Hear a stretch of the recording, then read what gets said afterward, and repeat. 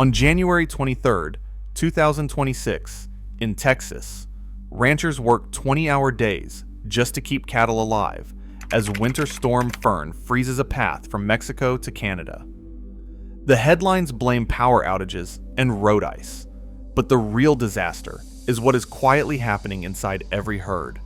Cattle burning calories for survival instead of gaining weight, draining ranchers' pockets with every hour the cold endures. How do you measure a loss that vanishes before your eyes? The hidden cost starts now. The storm did not care about boundaries or plans. Across a stretch nearly 2,000 miles long, from the deserts of northern Mexico to the snow-laden fields of Ontario, Winter Storm Fern ground daily life to a halt.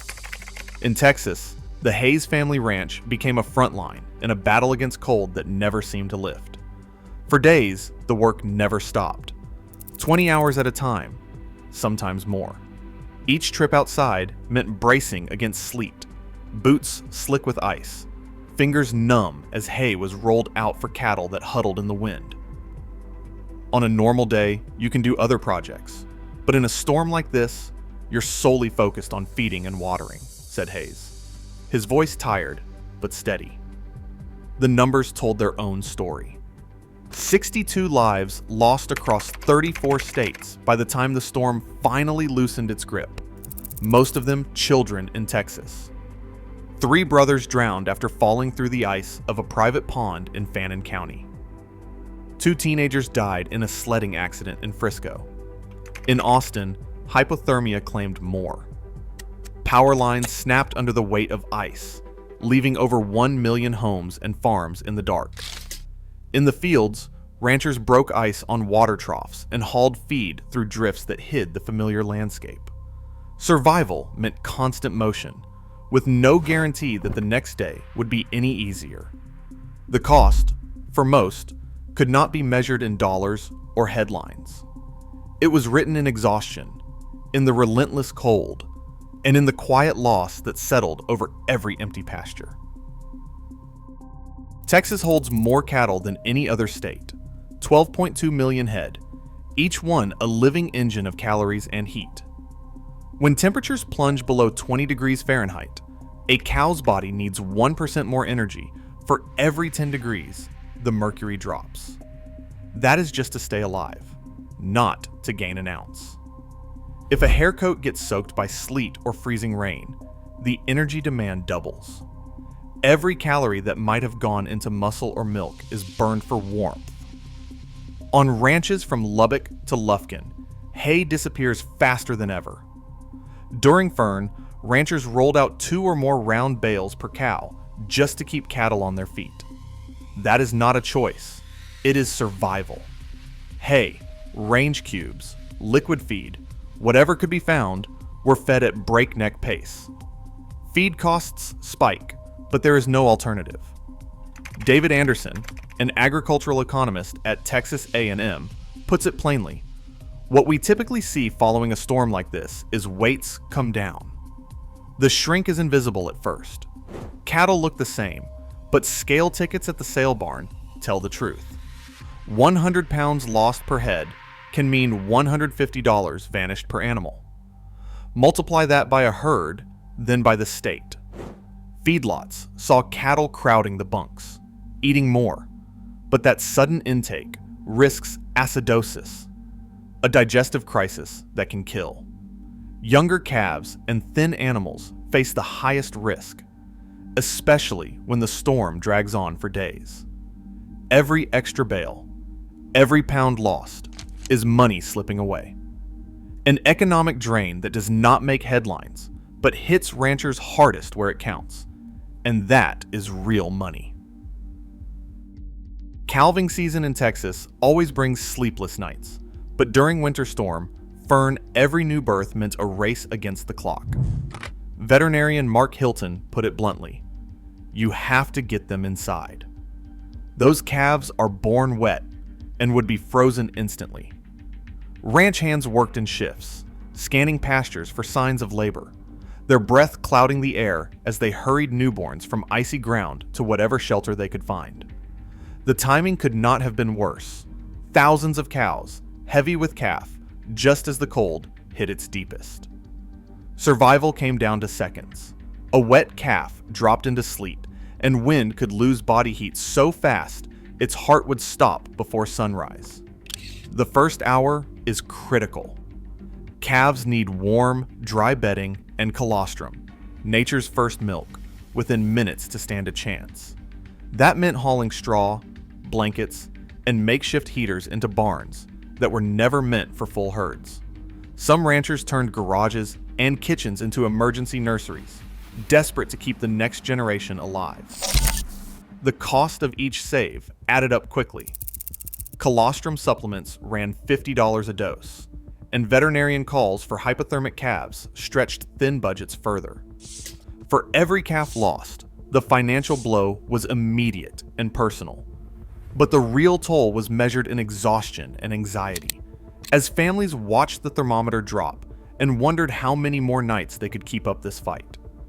Every decision, every bale, every lamp, every hour awake carried a price, paid in both dollars and hope. Water, more than feed, became the battle line no one could ignore. As the ice thickened, stock tanks froze solid. The Hayes family, like thousands across East Texas, took turns swinging axes at dawn and dusk, breaking through 3 inches of ice so cattle could drink. It wasn't enough. When troughs froze over faster than they could be cleared, the only option was hauling water, diesel trucks crawling over slick county roads carrying hundreds of gallons at a time to remote pastures. Each trip burned through fuel and daylight, pushing costs higher. Water became the immediate crisis. For dairy operations, the crisis deepened with every hour the power stayed off. Milking machines sat silent in the dark. Without electricity, milk in bulk tanks began to spoil. Some dairies were forced to dump thousands of gallons. Work and income poured into the ground. Cows, unable to be milked on schedule, risked mastitis, a painful infection that can end a productive life.